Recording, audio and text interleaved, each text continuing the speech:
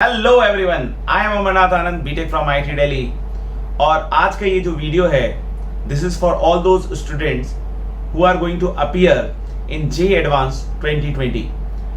तो बच्चों ने जेई मेन का एग्जामिनेशन दे दिया है और बहुत सारे बच्चे ये पूछ रहे थे कि sir what should be the strategy, what should be the last 20 day strategy so that कि हम बहुत अच्छा जे एडवांस में परफॉर्म कर सके। तो ये वीडियो उन्हीं बच्चों के लिए और ये बहुत बहुत बहुत इंपॉर्टेंट वीडियो है उनके लिए, क्योंकि ये टाइम मैं समझ सकता हूं कि किस तरह का समय होता है। ये वीडियो उन बच्चों के लिए जो जे एडवांस 2020 में अपीयर होने वाले हैं, उनके लिए बहुत इंपॉर्टेंट होने वाला है, क्योंकि मैं आपको आज 10 गोल्डन टिप देने वाला हूं जिसको आपको बिल्कुल अच्छी तरीके से ध्यान रखना है, अपने दिमाग में रखना है और उसके ऊपर अमल करना है। ऐसा नहीं हो कि 4-5 पॉइंट्स तो हमने ध्यान रखा सर, 4-5 पॉइंट्स ध्यान नहीं रखा। ये 10 के 10 जो पॉइंट्स होंगे, they are going to be very very very important for you. Point number 1, fix your biological clock. आज सबसे ज्यादा इंपॉर्टेंट है कि अगर आपने अपने बायोलॉजिकल क्लॉक को सही तरीके से सेट नहीं किया तो प्रॉब्लम बढ़ सकती है। तो these are very important days जिसमें आपको सोने और उठने के समय का बहुत ध्यान रखना पड़ेगा, क्योंकि अल्टीमेटली जो आपका एग्जामिनेशन होने वाला है that is between 9 to 12 and 2 to 5, जिसमें हमारे को परफॉर्म करना है। और अगर आपके दिन में सोने की अगर आदत है तो ये आपके लिए बहुत ज्यादा गड़बड़ करने वाला है, क्योंकि मैंने भी जब एग्जाम दिया था तो ये बात मैं समझ चुका था कि stamina is the most important की। अगर जे एडवांस एग्जामिनेशन की बात करें तो ये सिर्फ 2 चरणों में होता है, 2 पालियों में होता है, तो ये सबसे ज्यादा इंपॉर्टेंट होने वाला है। आप सोचिए वो केस जब बच्चा 2.5 घंटे एग्जामिनेशन देने के बाद एग्जॉस्ट हो जाए और लास्ट के आधे घंटे उसके इसी तरीके से निकल जाए कि बिल्कुल वेस्ट हो गया। और वो बच्चे के बारे में सोचिए जिसका लास्ट के आधे घंटे जो है वो उसी एफिशिएंसी से निकाल रहा है, वही परफॉर्मेंस दे रहा है जो स्टार्टिंग के 2.5 घंटे में दिया। तो there is going to be a big difference in that particular exam. तो सबसे पहला पॉइंट है कि फिक्स योर बायोलॉजिकल क्लॉक, और ये बिल्कुल मिस नहीं होना चाहिए आप में से किसी से। सेकंड जो पॉइंट है that is this is time to perform, so there is no room for exhaustion. आपको इस बात का ध्यान रखना पड़ेगा कि जो आपकी फूड हैबिट्स हैं वो बहुत करेक्ट है। आपको इस 20 दिन में इस बात का बहुत हद तक ध्यान रखना पड़ेगा कि आप वैसे ही फूड ले जो कि न्यूट्रिशियस हैं और आपके मेटाबॉलिज्म को हाई रखते हैं। अगर आपको किसी पर्टिकुलर टाइप ऑफ फूड खाने में अगर प्रॉब्लम होती है, यानी कि उसके बाद मेटाबॉलिज्म लेवल बिल्कुल गिर जाता है, तो आपको इस चीज का ध्यान रखना पड़ेगा कि आप इस तरीके का ही फूड लें, इसी तरीके का फूड लें जिससे आपका मेटाबॉलिज्म लेवल जो है वो ऑप्टिमम रहे, आप काम करने की अवस्था में रहें। और ये नेक्स्ट 20 डेज आपको बिल्कुल गोल्डन रूल की तरह फॉलो करना ही है। So food habits is the second point. Third point is about your academics. Academics में सबसे ज्यादा ध्यान रखें कि बहुत बार क्या होता है कि बच्चा इन 15-20 दिनों में उन सारे टॉपिक्स को उठा लेता है जो उसके बिल्कुल अच्छे नहीं है। वो सोचता है कि इसमें मैं कुछ अच्छा कर लूं, मैं कुछ अच्छा कर लूं, मैं कुछ अच्छा कर लूं, बट उसमें एक्चुअली कुछ नहीं हो रहा है। रीजन बीइंग कि आपने भाई जब 2 साल करके देख लिया, उसके बाद आपने रिवीजन करके देख लिया, तब भी उस पर्टिकुलर टॉपिक में आपका कुछ नहीं हो रहा है, तो अब 10-15 दिन में कुछ नहीं होने वाला बेटा। तो पहले इस चीज को अपने दिमाग से निकाल दें और यहां पे आप समझे कि इस एग्जामिनेशन की साइकोलॉजी क्या है। इस एग्जामिनेशन की साइकोलॉजी की आपके जो स्ट्रॉन्गर सेक्शंस हैं उसको और स्ट्रॉन्ग बनाएं, उसको और स्ट्रॉन्ग बनाएं। तो यानी कि हमको इन 15-20 दिनों में क्या पढ़ना चाहिए, जो आपके ऑलरेडी स्ट्रॉन्गर सेक्शन है, उसके कोई फॉर्मूले मिस ना हो जाए, उसके कोई कॉन्सेप्ट्स मिस ना हो जाए, इस बात का आपको ध्यान रखना पड़ेगा। बहुत बार क्या होता है कि लास्ट के दिनों में बच्चा बहुत सारा केमिस्ट्री पढ़ने की कोशिश करता रहता है और लास्ट में क्या हो जाता है, सब जंबल हो जाता है। तो मेरा मानना यह है कि अभी भी आपको बैलेंस स्टडी करना चाहिए, पॉइंट नंबर 1। और दूसरा, सिर्फ और सिर्फ अपने स्ट्रॉन्गर सेक्शंस को और स्ट्रॉन्ग बनाने की कोशिश करें, क्योंकि वही आपके बैटलफील्ड में बहुत ज्यादा काम आने वाला है। तो make your stronger section more stronger, that is going to be the biggest point in academic. Fourth point is you must take mock test, और मॉक टेस्ट में सबसे ज्यादा इंपॉर्टेंट क्या होगा कि आपको उसी तरह का एग्जामिनेशन का लेवल रखना चाहिए जो आईआईटी एक्चुअली पूछता है। अगर मॉक टेस्ट का लेवल हाई है या मॉक टेस्ट का लेवल बिल्कुल लो है, दोनों में से कोई नहीं काम करेगा।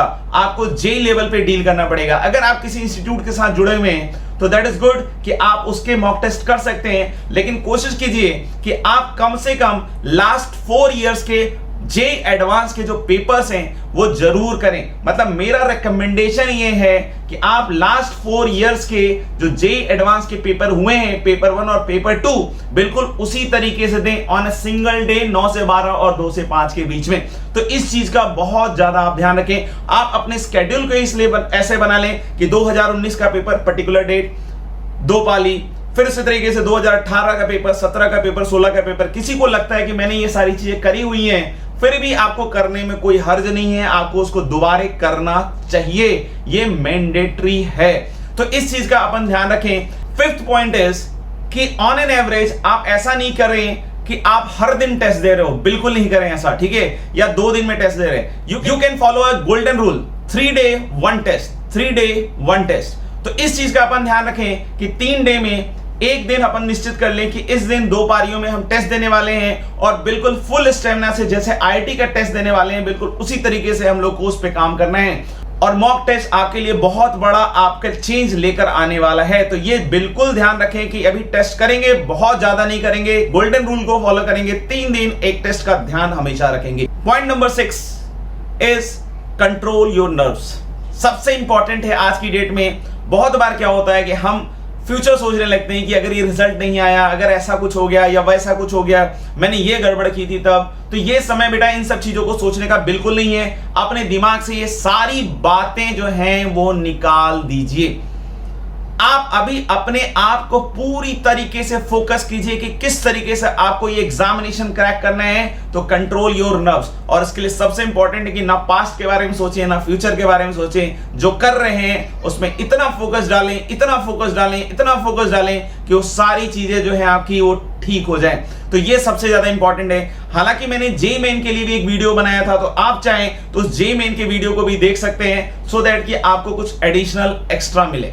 पॉइंट नंबर 7, यहां पर आकर बहुत सारे बच्चे थोड़ा डिविएट हो जाते हैं। 2 साल की जिन्होंने तपस्या की होती है, कड़ी तपस्या करी होती है, जिसको अल्टीमेटली हमारे को आज पहुंचाना है उस लेवल पे जो हमने संकल्प लिया था 2 साल 2.5 साल पहले, उसको हमें सफलता तक पहुंचाना है। तो यहां सबसे ज्यादा इंपॉर्टेंट है कि बहुत बार क्या होता है कि बच्चे मिसगाइड हो जाते हैं, सोचते हैं कि यार इतने सारे बच्चे एग्जाम, क्योंकि ये फियर है। हम लोग हमेशा सोचते हैं कि अच्छा इतने बच्चे हैं, इतने कोचिंग इंस्टीट्यूट हैं, उन बच्चों का हो जाएगा, उन बच्चों का हो जाएगा, उन बच्चों का हो जाएगा। हम अपने ऊपर नहीं सोचते हैं। यानी ये राइट टाइम है जब आपको अपने ऊपर काम करना है।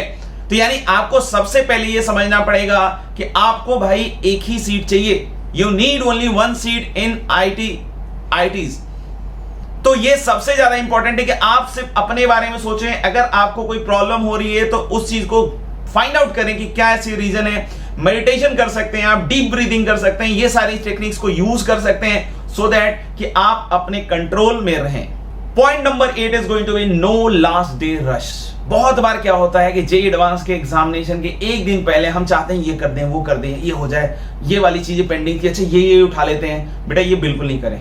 This is going to be very disastrous. आप इसको बिल्कुल छोड़ दें। अगर आपको ऐसा लग रहा है कि आप इस अवस्था में चले गए, बिल्कुल उस समय पढ़ना छोड़ दीजिए। आप रिलैक्स कीजिए, आप रिलैक्स कीजिए। That is going to be the important part. ऐसा ना हो कि आप बहुत सारा करने की कोशिश करने लग जाएं, बिल्कुल नहीं कीजिए। जब जो काम 2.5 साल में नहीं हो सका तो लास्ट के डे में क्या होने वाला है। तो आप ये समझ लीजिए कि उस सब चीजों को छोड़ देना है और बस लास्ट डे अपने ऊपर फोकस करें। थोड़ा मैथ्स वैस काम करते रहें, हल्का फुल्का फॉर्मूले देखते रहें, बस यही अपन को लास्ट डे में करना है। बहुत ज्यादा रश बिल्कुल भी नहीं करना है। पॉइंट नंबर 9, ये बहुत ज्यादा इंपॉर्टेंट होने वाला है। एक्चुअली क्या होता है कि 2 पेपर के बीच में हमारे पास थोड़ा सा टाइम होता है। उसमें क्या होता है कि हम बाहर निकलते हैं। बाहर निकलने के बाद एक ऑब्वियस सी बात है कि एम्बियंस होता है, जिसमें चर्चाएं चालू हो जाती हैं कि कैसा था पेपर, किस तरह का था, मेरा कैसा गया, तेरा कैसा गया। बहुत सारी ऐसी बातें होती हैं। कोई सामने वाला बोल रहा होता है कि नहीं मैंने तो 10 के 10 सवाल ये कर दिए, ये भी कर दिया, वो भी कर दिया, और सामने वाला है परेशान हो जाता है। तो आप इस तरह के बच्चों के कांटेक्ट में बिल्कुल ना आए। अपने पेपर को उस समय किसी से डिस्कस ना करें।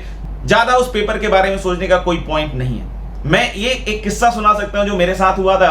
2 पेपर के बीच में जब मैं बाहर निकला था तो एक फैमिली थी, एक बच्चा था वहां पे जो मेरे को पहले से जानता था, हमारी कोचिंग में पढ़ा हुआ था। तो उस बच्चे ने मेरे को बताया कि मैंने ये कर लिया, वो कर लिया, ऐसा वैसा सब कर लिया। तो मुझे लगा कि इसका तो सिलेक्शन भैया पक्का है। अब मेरे तो बहुत मुश्किल चांसेस है, क्योंकि मेरा तो ये भी छूट गया, मैं एग्जामिनेशन में लेट से पहुंचा, बहुत सारी दिक्कतें थी। तो मुझे ये प्रॉब्लम लगने लगी कि यार पता नहीं कैसा होगा। फिर भी irrespective of the first paper I went to the second paper और उसके बाद अपना सिलेक्शन लेकर आए।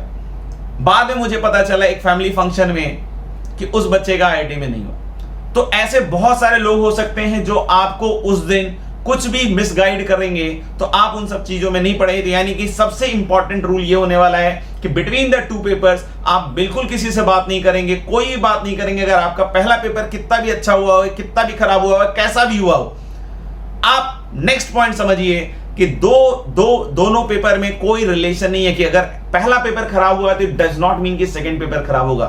पहला पेपर और दूसरा पेपर बिल्कुल इंडिपेंडेंट है। तो नेक्स्ट पॉइंट यही है आपके लिए कि दोनों पेपर में कोई रिलेशन नहीं है। तो आप कोशिश कीजिए कि जो सेकंड पेपर है वो इंडिपेंडेंट ऑफ आपका फर्स्ट पेपर चाहे। तो ये कुछ टिप्स थे जो आपको लास्ट के डेज में हमेशा हमेशा अपने दिमाग में रखना है। थोड़ी एनालिसिस भी करें पेपर की, ताकि आपको पता चलता रहे कि किस सेगमेंट में हमारा वीक थोड़ा सा चल रहा है। जो स्ट्रॉन्गर सेक्शन का भी अगर कोई वीक पोर्शन है तो उसको आप अच्छी तरीके से हैंडल कर पाए। तो आई wish all the students all the very best. फोड़ के आना है बिल्कुल और बिल्कुल छा जाना है, ठीक है। तो बिल्कुल जे एडवांस 2020 के लिए इस स्ट्रेटजी को फॉलो करें and I wish all the very best. Bye bye.